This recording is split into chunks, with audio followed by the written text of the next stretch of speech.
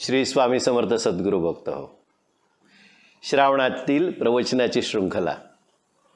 या शृंखलेत कालचा पहिला दिवस धनकवडी निवासी श्री शंकर महाराज यांच्या जीवनावर आपण यंदा हे प्रवचन करीत आहोत. कालच्या दिवशी आपण शंकर महाराजांबद्दल, त्यांच्या प्रकटीकरणाबद्दल बरंचसं काही जाणून घेतलं. त्याबरोबर जिथे जसं जमेल तसं आध्यात्मिक गोष्टींवर मी तुमच्याशी चर्चा करतो आहे. श्रावण हा असा महिना आहे ज्यात खरोखर सात्विक विचारसुद्धा फार जरुरीचे असतात. तसा बघायला गेलं तर प्रत्येक वर्षाचे महिने हे तितकेच महत्त्वाचे असतात आणि काही ना काहीतरी आपल्याला आपल्या आयुष्यात ते देत असतात. पण त्यातल्या त्यात श्रावण महिना हा खरंच खास असतो. तर मंडळी, काल आपण शंकर महाराजांच्या प्रकटीकरणाबद्दल जाणून घेतलं. 2 वर्षाचे छोटेसे शंकर महाराज चिमणाजी आणि त्यांच्या पत्नींना भेटले.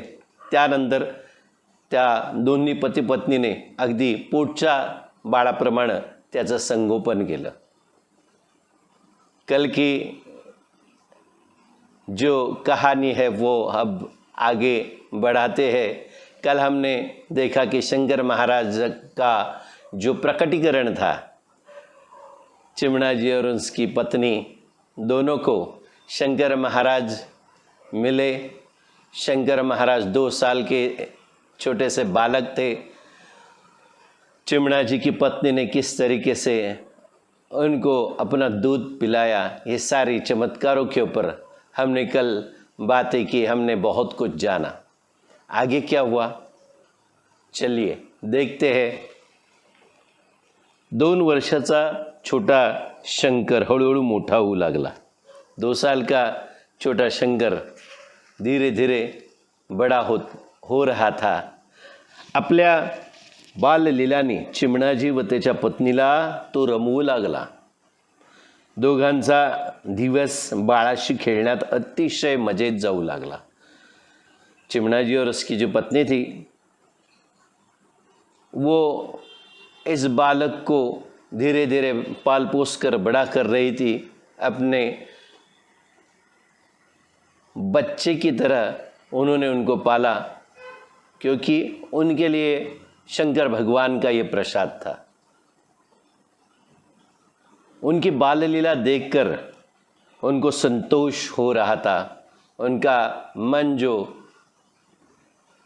बच्चा नहीं है इसके लिए पहले रोता था, अभी वो प्रफुल्लित हो उठा है. दोनों का पूरा दिन अपने इस छोटे से बालक के साथ खेलते हुए बीत रहा था. शंकर आता हळूहळू मोठा होऊ लागला. जंगलात एकटाच जाऊन तासनतास ध्यानस्थ बसू लागला. शंकर धीरे धीरे बड़ा हो रहा था. जंगल में जाकर अकेले ही ध्यान अवस्था में लीन होने लगा. खोल जलाशयात विहार करू लागला. गहरे पानी में डुबकियां लगाने लगा. जंगलातील हिंस्र पशूंची त्याला थोडी सुद्धा भीती वाटत नव्हती. चिमणाजी व त्याच्या पत्नीला खूप काळजी वाटू लागली. परंतु रात्री शंकर घरी सुखरूप परत येत होता. जंगल में जो पशु पक्षी थे, हिंस्र पशु जो थे, उनके साथ शंकर खेलने लगा था. लेकिन चिमणाजी और उनकी पत्नी, उनको बहुत चिंता लगी रहती थी. लेकिन जैसे ही रात होती थी, शंकर अपने आप घर लौट के आते थे. गावातील मंदिरात भजनाचा स्वर निनादत असतील तर छोटा शंकर अत्यंत तन्मयतेने ते ऐकत उभा राहू लागला. गावात मंदिरात भजनाचे स्वर जसे निनादत असत तर शंकर तेथे मंत्रमुग्ध होऊन अत्यंत तन्मयतेने ते उभा राहून ऐकत असे. गाव में भजन के स्वर मंत्रमुग्ध करते थे शंकर महाराज को. छोटे से शंकर उस भगवान के भजन में लीन हो जाते थे. बाळांना एकत्र करून खूप प्रकारचे खेळ त्यांच्याशी खेळत होता. गावातील सर्व आबालवृद्धांना शंकरने आपल्या बाललीलांनी अक्षरशः मोहून टाकले होते. बच्चे जो उनके उम्र के थे उनके साथ ये शंकर हर तरीके के अलग अलग खेल खेला करता था. गांव में जो बच्चे बूढ़े सभी जो थे उनके शंकर महाराज की बाल लीलाओं से सारे मानो मोहित हो उठे थे. चिमणाजी व त्यांच्या पत्नीने शंकरची देखभाल मोठ्या प्रेमाने केली होती. कसल्याही प्रकारचा त्रास त्याला होऊ दिला नव्हता. घरात शिवभक्ती सदैव चालू होती. चिमणाजी और उनकी पत्नी वो शंकर की देखभाल बहुत अच्छी तरीके से और प्यार से कर रहे थे. किसी भी तरीके से तकलीफ़ उस बच्चे को ना हो इसका वो पूरी तरीके से ख्याल रखते थे. और उसके साथ ही घर में शिवभक्ति निरंतर चल रही थी. एके दिवशी शंकरनी चिमणाजीस तुम्हा संतान प्राप्ती होईल असे सांगितले. थोडे दिवस निघून गेले. चिमणाजींचे पत्नीला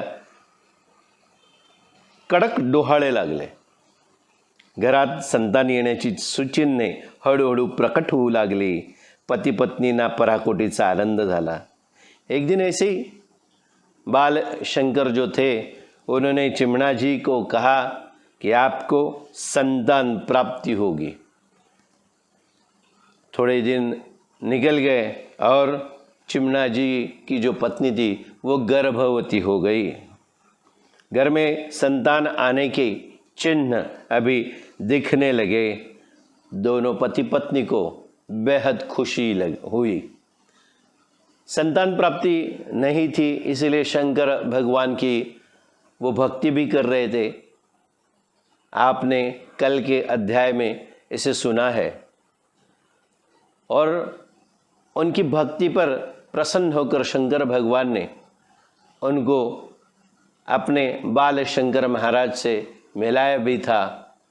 लेकिन अभी देखिए लालन पालन करने के बाद उस छोटे बाल शंकर को बड़ा करते करते अपने शंकर महाराज ने अपने जो पिता थे चिमणाजी उनको कहा कि आपको संतान प्राप्ति होगी. यथावकाश चिमणाजींना संतान प्राप्ती झाली. त्यांनी घरात आनंदोत्सव साजरा केला. अनेक वर्षांची त्यांची इच्छा फलद्रूप झाली. जैसे ही सही समय आ गया तो चिमणाजी के घर संतान प्राप्ति सच में हुई. सबको आनंद ही आनंद हुआ. अनेक सालों की उनकी तपश्चर्या आज सही मायनों में पूरी हो गई थी. हम भगवान की आराधना करते हैं. निजी जीवन में भौतिक सुखों से लथपथ हम अपनी अपेक्षाओं की कामनाओं में बहुत कुछ मांग लेते हैं. लेकिन इनकी भक्ति देखिए चिमणाजी और उनकी पत्नी की. वो भगवान में इतना विश्वास रखते थे. विश्वास, श्रद्धा, भक्ति और निष्ठा ये सारी चीज़ें बहुत ज़रूरी है. आपका विश्वास किसी भी चीज़ में हो तो उसका फल ज़रूर मिलता है. लेकिन हम किसी चीज़ की कामना करते हैं. हम ये चाहते हैं कि हूबहू वही चीज़ जो हम चाहते हैं वही हमें मिले. ये ज़रूरी नहीं होता है. ईश यानी ईश्वर भगवान हमारी परीक्षा ज़रूर लेते हैं. यहाँ पर भी इन दोनों पति पत्नियों को संतान प्राप्ति के उनकी जो अपेक्षा थी संतान प्राप्ति की उनके एवज में उन्होंने शंकर महाराज से मिलाया. 2 साल का छोटा सा बालक उनको स्वप्न दृष्टांत देकर वहाँ पे खींच लिया. और वहाँ उनको जाने के बाद सही में जो स्वप्न में दिखा था तो वहाँ पे एक छोटा सा बच्चा मिला. वो अपने घर लेके आए. घर लेके आने के बाद उन्होंने ये नहीं सोचा कि हमने भगवान से मांगा क्या था, हमें अपनी खुद की संतान चाहिए। ऐसा कुछ नहीं हुआ। वो श्रद्धा से लथपथ थे। मन उनका इतना प्रफुल्लित हो गया इस बच्चे को पाके मानो उनकी अपनी संतान हो। भगवान ने अच्छी तरीके से परीक्षा ली और मानो ये दोनों पति पत्नी उत्तीर्ण भी हुए। जो इच्छा थी वो भगवान ने उनकी पूरी की। कैसे? पहले परीक्षा ली, एक बच्चा उनको भेजा। हम हमारी संतान जो है उससे ही बेहद प्यार करते हैं, उसके ही बारे में सोचते हैं, लेकिन यहाँ पे ऐसा नहीं हुआ है। यानी श्रद्धा निष्ठा बहुत कड़ी थी इन दोनों की, और भगवान की हर एक लीलाओं में विश्वास रखते थे। और सही समय आने के बाद भगवान ने सही मायनों में उस औरत की, उस स्त्री की गोद भी भर दी। अभी देखिए, हमारे जीवन में हम जो अपेक्षा रखते हैं वो अगर कामना पूरी नहीं हुई तो हमें थोड़ा सा कहीं दिल में रंजिश रह जाती है, आपल्या मनात थोडंसं किलमिश राहतं आणि आपण हा विचार करतोय की आम्ही जे मागितलं भगवंताने आपल्याला ते दिलं नाही। पण भगवंताचा प्रसाद समजून जर आपल्याला जे मिळतंय, कारण आपल्याला आपल्या आयुष्यात ज्या गोष्टी मिळतात त्या आपल्या प्रारब्ध योगानुसार मिळत असतात। प्रारब्ध म्हटलं तर काय, तर पूर्वसंचित। तर हे पूर्वसंचित म्हणजे काय? या जीवनात आत्तापर्यंत आपण जे जीवन जगलोय त्या जीवनात आणि याही अगोदर अनेक जीवनांमध्ये, जन्मांमध्ये आपण बरीचशी चांगली वाईट कर्म करून ठेवतो। चांगल्या आणि वाईट कर्माचा त्या त्या जीवनात आपल्याला योग्य तो मोबदला मिळतोच असं नाही। त्या जीवनात ते जीवन संपवून आपण दुसऱ्या जीवनात अनेक वेगवेगळ्या योनींमधून फिरत पुन्हा एकदा आपल्याला काही जन्मानंतर पुन्हा मनुष्याचा जन्म प्राप्त होतो। हा मनुष्याचा जन्म प्राप्त झाल्यावर गेल्या कित्येक जन्मातले भोग आपल्याला भोगायला समोर उभे राहतात। यालाच आपण प्रारब्ध म्हणतो किंवा पूर्व संचित, ज्याचा संचय करून ठेवलाय। हा संचय, हा साठा जो आहे हा आपल्याला आता भोगून संपवायचा असतो। त्यानुसार संतान प्राप्ती, योगविद्या किंवा सगळ्या प्रकारचं ज्ञान, सुंदर छान आपल्याला हवं असलेलं आयुष्य, अशा सगळ्या गोष्टी मिळणार किंवा नाही मिळणार हे तिकडेच नियत झालेलं असतं, ठरलेलं असतं। ये पहले ही तय हुआ रहता है। तो इस संचित को अच्छा बनाए रखने के लिए जब हमें मानव देह प्राप्त होता है, मानव का जन्म प्राप्त होता है, तभी हम ये सारी चीज़ें कर सकते हैं। क्योंकि मन जिसे है वो मनुष्य, और जिसे मन है वही ये सारी चीज़ें अच्छी या बुरी पूर्व कर्मानुसार हमें जो मिलती है वो भुगतने के लिए तैयार होता है। इसीलिए हम मानते हैं कि सर्वश्रेष्ठ जो योनि है वो मनुष्य योनि है। मन एक ऐसी तरल अवस्था है, एक ऐसा अंग है हमारे जीवन का जो हालांकि कोई भी हमारे शरीर के अंग जैसा नहीं होता है। मन कहाँ है? मैंने कभी किसी से पूछा मन कहाँ है, तो कोई जवाब नहीं दे सका। शरीर तो इतना बड़ा है लेकिन उसमें मन की जगह कोई बता नहीं सका। क्यों? क्योंकि मन एक तरलता है, मन की हम व्याख्या नहीं कर सकते। लेकिन ये मन जो है वो हमारे सारे कर्मों का कारक है। हम जितने कर्म करते हैं वो अपने आप नहीं होती, ये मन हमसे करवाता है। जिसको मन है वो मनुष्य। इस मनुष्य योनि में प्राप्त होने के बाद हमें ये सारी अपेक्षाएं होती रहती है, लेकिन वहाँ से और गहराई में जाएंगे तो गुरु का, सद्गुरु का मिलना भी हमारे कर्मों के ऊपर अनुसार है, निर्भर रहता है। आपल्या पूर्व कर्मानुसार गुरुचा, योग्य गुरुचा, सद्गुरूंची भेट आपल्या आयुष्यात होणं हे त्याच्यावरच अवलंबून असतं. इथे अपेक्षा केली होती, मूल पाहिजे.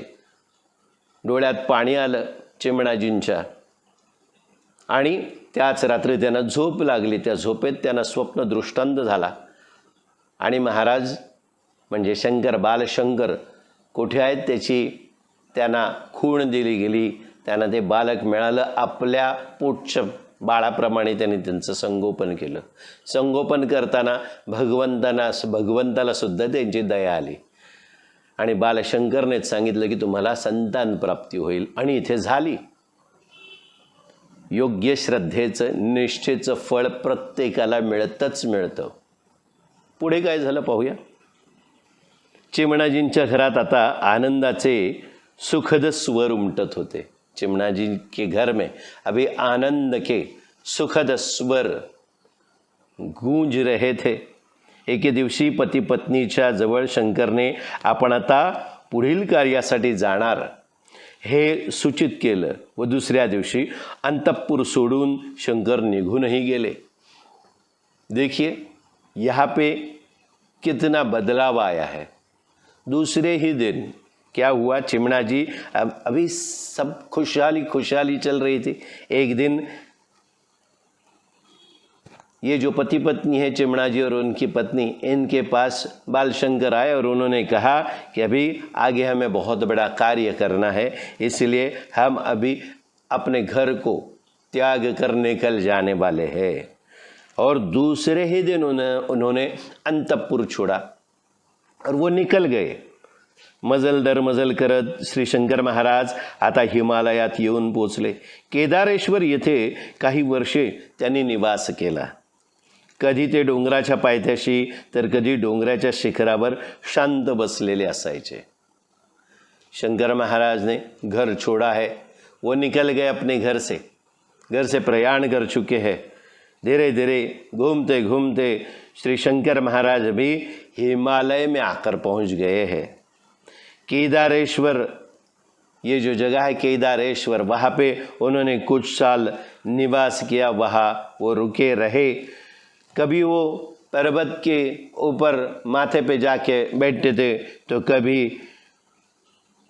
वो उसके मतलब नीचे पर्वत से उतरकर शांति से बैठे सबको दिखाई देते थे. हिमालय, केदारेश्वर, ये ऐसी जगह है, वहाँ पे आम लोग ज़्यादातर जाते नहीं. जो सिद्ध पुरुष है, जो साधना में लीन होना चाहते हैं, उनके लिए ये सही जगह मानी जाती है. हिमालय में बर्फ़ ही बर्फ़ होता है, लेकिन वहाँ पे कई साधक सालों साल वहाँ पे अपनी साधना में लीन रहते हैं. कोई भी यति स्वरूप जब प्रकट होते हैं या जन्म लेते हैं या इस धरती पर उतरते हैं, वो अपना मूल स्थान यानी जहाँ प्रकट हुए वो छोड़कर कहीं और आकर आखिर में बस जाते हैं. वही उनका स्थान कहलाया जाता है. लेकिन उसके बीच जो उनका प्रवास है, उनका सफ़र है, उसमें वो पूरे सृष्टि का भ्रमण करते हैं. हर कई जगहों पर जाकर वो अपने पदकमल से यानी अपने पैरों को वहाँ पर रखकर उन जगहों को पावन करते हैं, पुनीत करते हैं. तो ऐसी पवित्रता का भ्रमण भी शंकर महाराज का भी शुरू हुआ. केदारेश्वरहून निघून ते प्रयागला आले. गंगा, यमुना व सरस्वती यांच्या त्रिवेणी संगमावर आले. नदीच्या किनारी शांत बसून राहिले. अनेक भक्त संगमावर स्नान करून जात होते, पण श्री शंकर महाराज फार प्रकट अवस्थेत तेथे आले नाहीत. अनेक भाविक संगमात स्नान करून शरीर कोरडे करीत होते व आध्यात्मिक दृष्ट्याही ते कोरडेच राहत होते. केदारेश्वर से निकले शंकर महाराज. आगे वो प्रयाग आ गए. प्रयाग में आने के बाद गंगा, यमुना और सरस्वती नदियों के त्रिवेणी संगम पर वो आ गए. नदी के किनारे वो शांति से बैठे रहते थे. अनेक भक्त उस संगम पर आकर स्नान किया करते थे। लेकिन श्री शंकर महाराज अपनी प्रकट अवस्था में वहाँ पे किसी से भी मिलते नहीं थे। अनेक भाविक जो है संगम में स्नान करके अपना शरीर सूखा करते थे और आध्यात्मिक दृष्टि से भी वो सूखे ही रह जाते थे।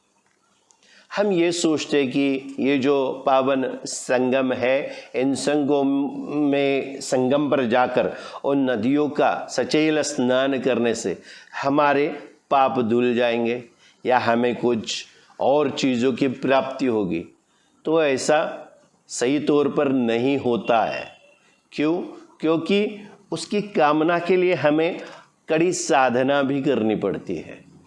उस साधना के साथ अगर हम जाएंगे, जैसे हमारे नाथ स्वामी भक्त परिवार में हम बहुत सारी ऐसी जगह पर जाते हैं भगवान से मिलने के लिए, जिसे हम देव भेंट कहते हैं।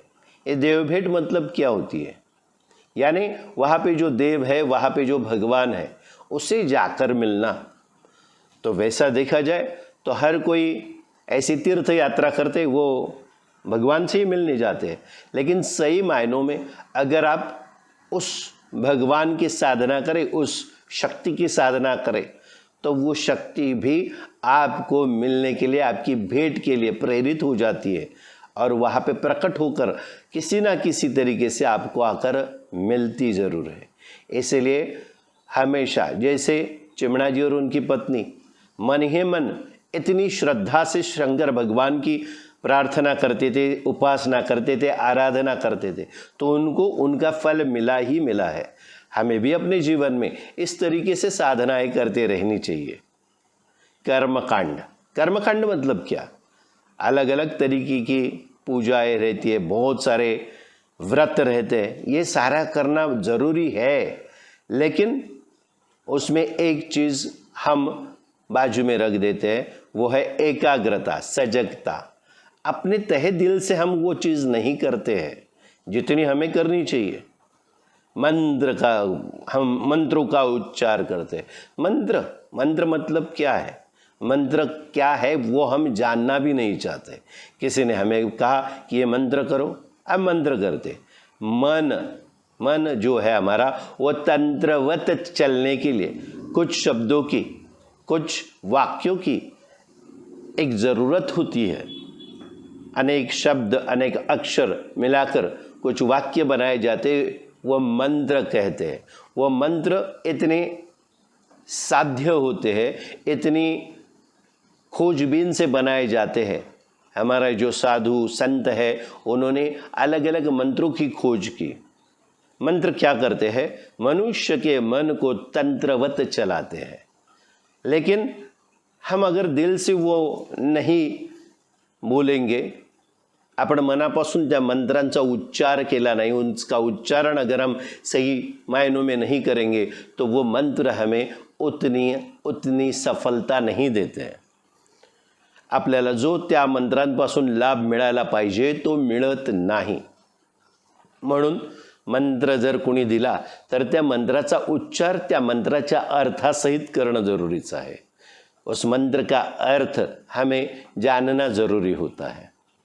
ऐसा मंत्रोच्चार करने के बाद हमें वो सारी चीज़ें समझ में आती है, अन्यथा हम उस पूजा पाठ के कर्म कांड में अटक जाते हैं और जैसे यहाँ बताए सूखे के सूखे रह जाते हैं, कोरडेचे कोरडेच राहतो आपण।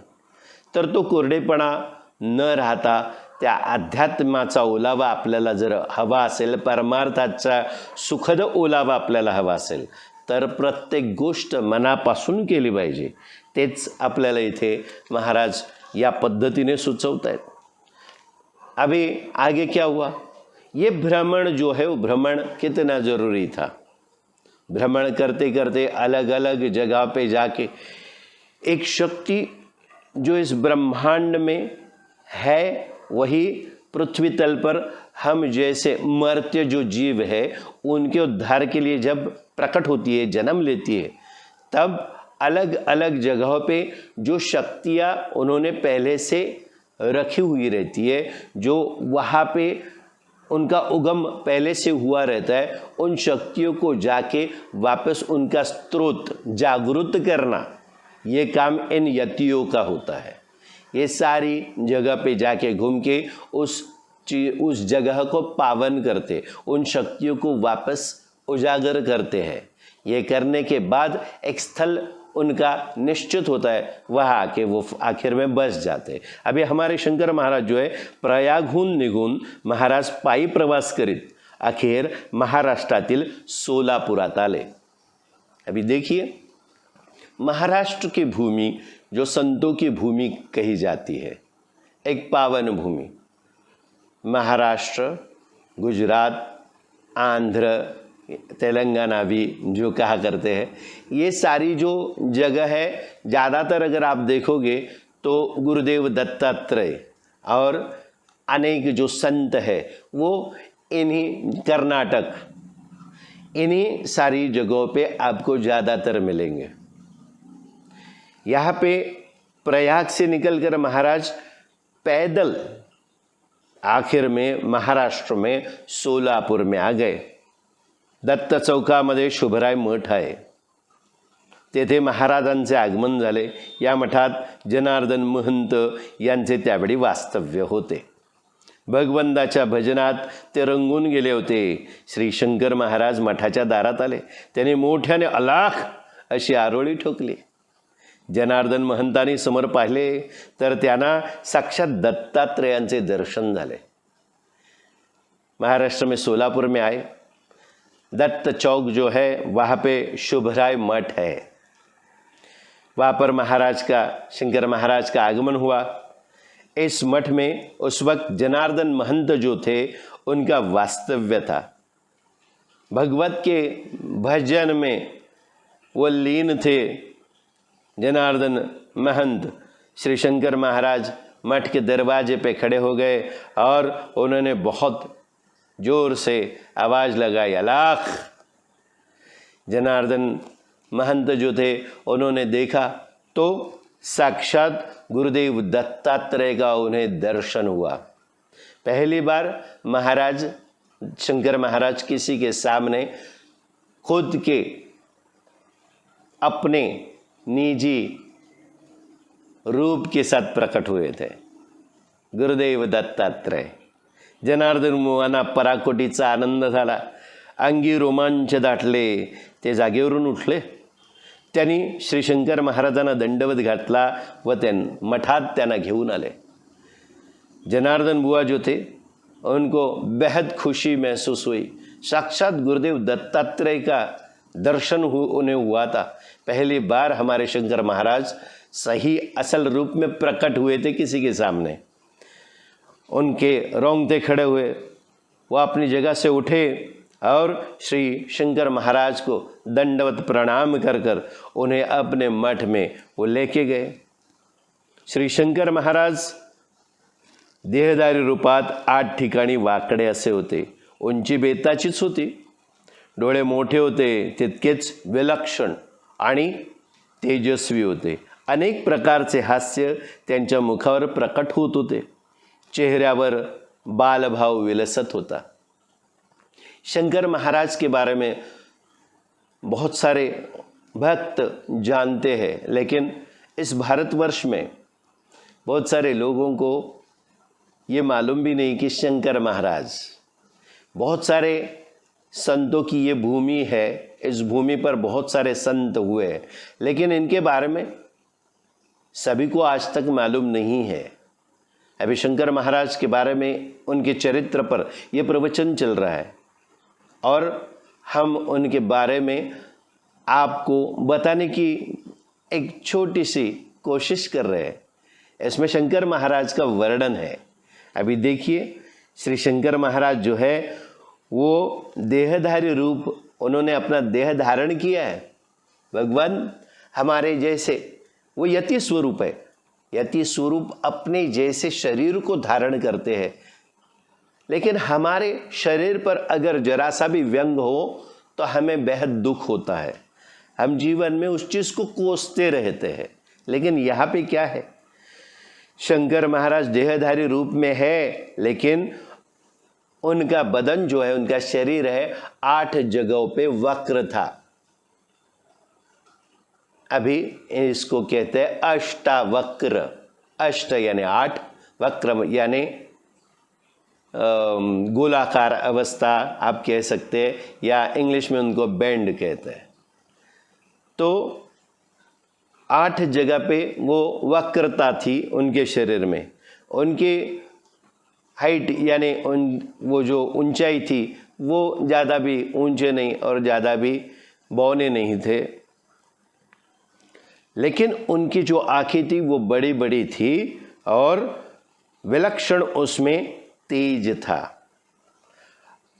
अनेक प्रकारचे हास्य त्यांच्या मुखावर प्रकट होत होते, चेहऱ्यावर बालभाव विलसत होता।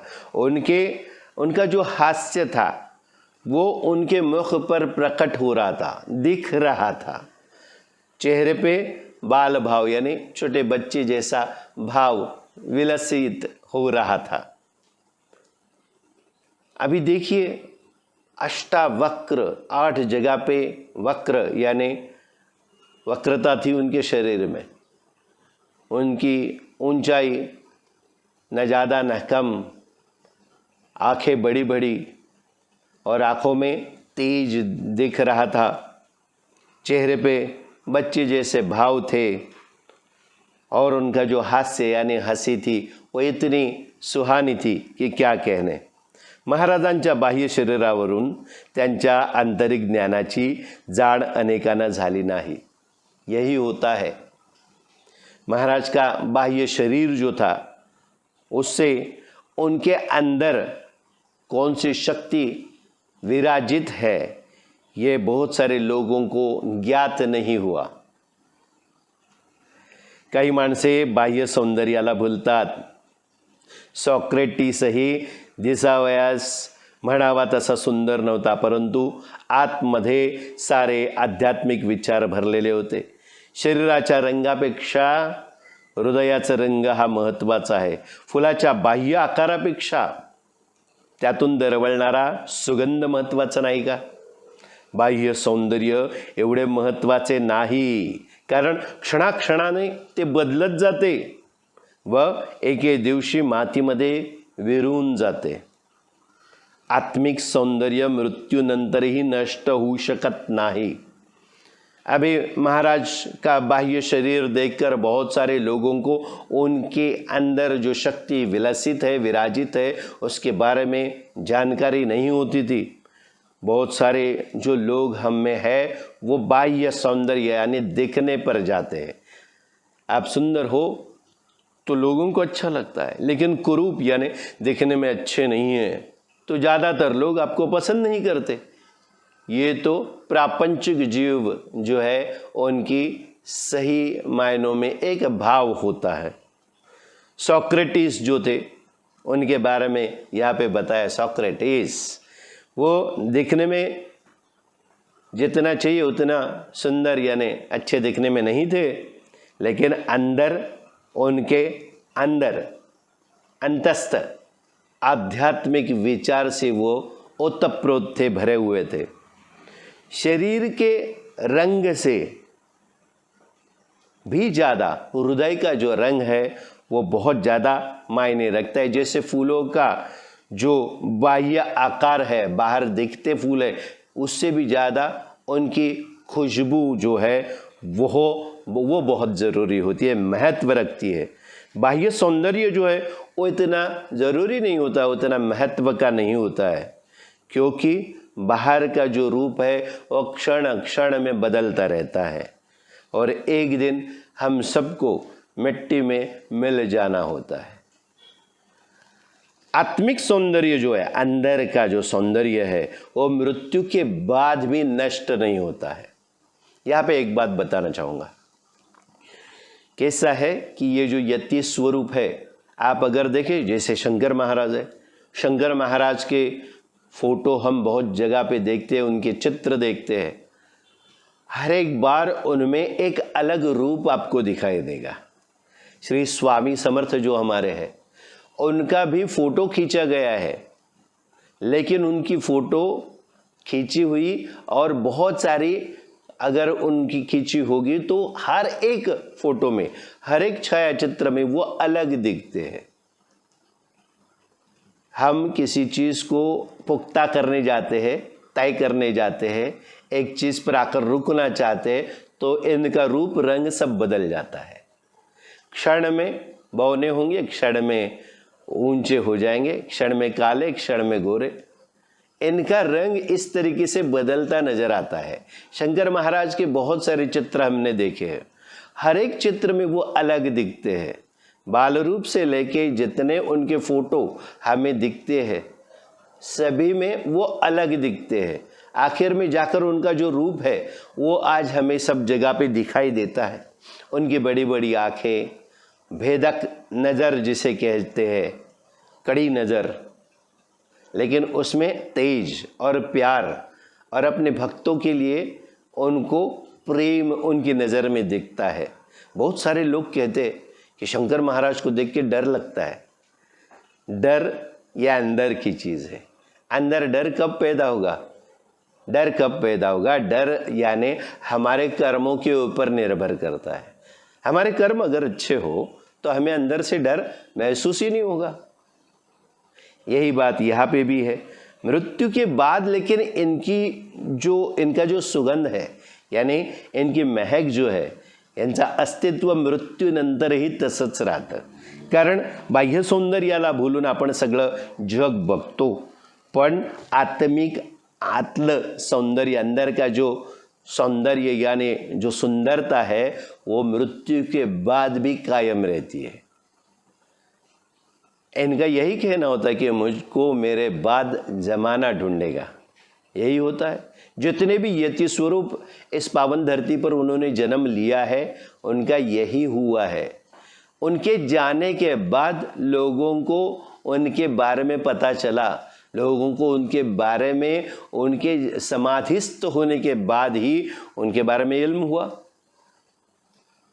हमारे जीवन की सबसे बड़ी ये दुखद अवस्था होती है जब हमारे साथ वो रहते, जब वो हमारे इस धरती पर यति स्वरूप रहते हैं, तब बहुत सारे लोग मत्सर से, दुष्टता के भाव से उनको देखते हैं और उनकी अवहेलना, निंदा करते हैं।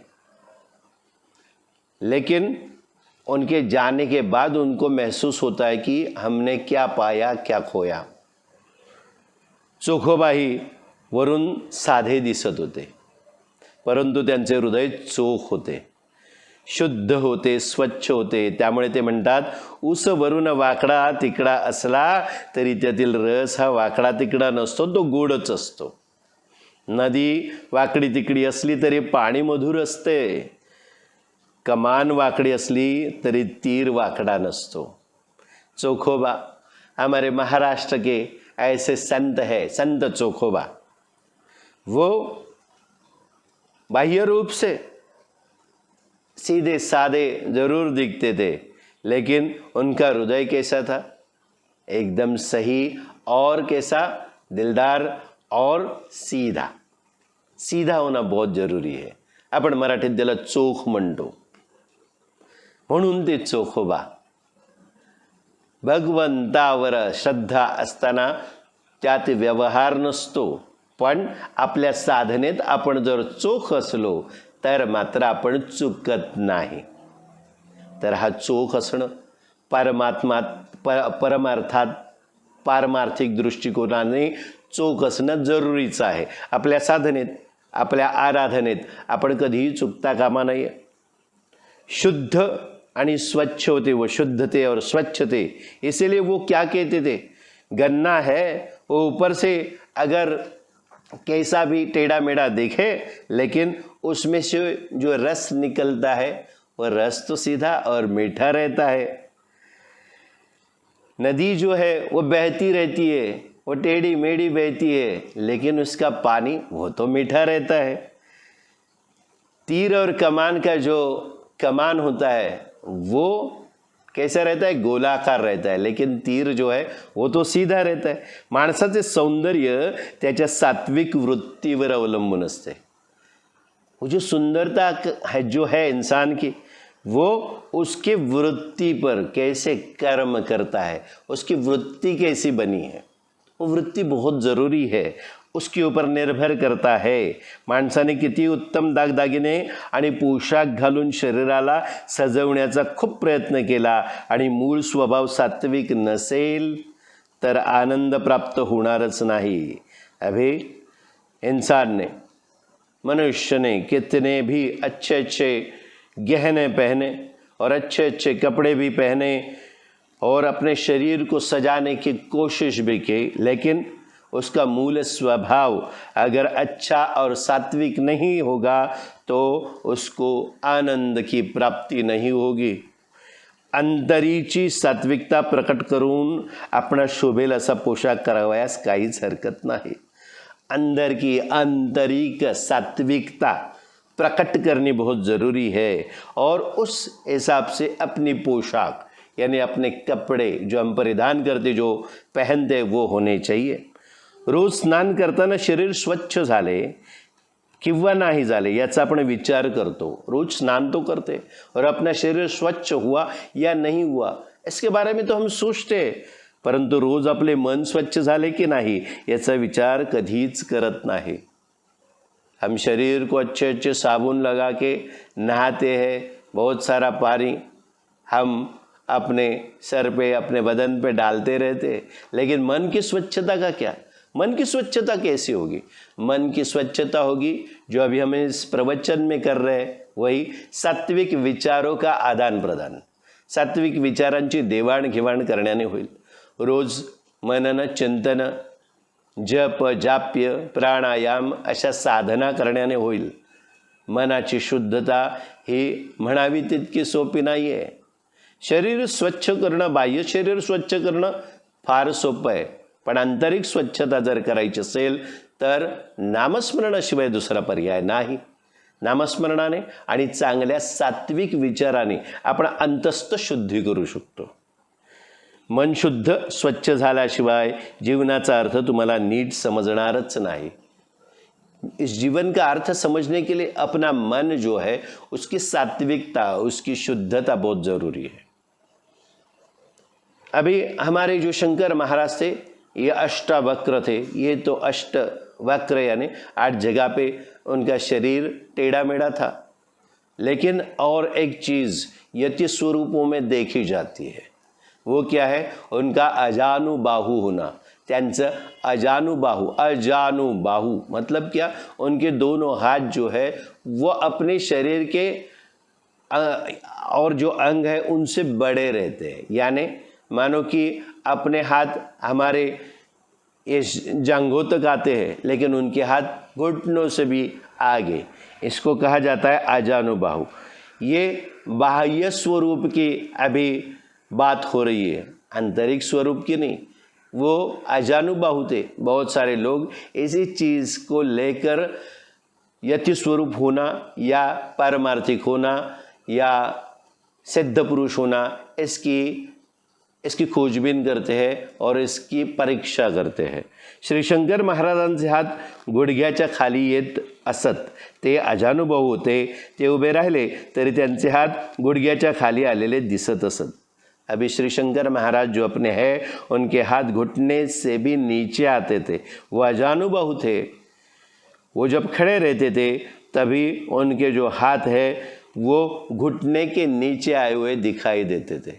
इसको कहते हैं, पहले मैंने बताया किसे कहते हैं? अजानुबाहु। महाराजांना देहाचं काहीच आकर्षण नव्हतं।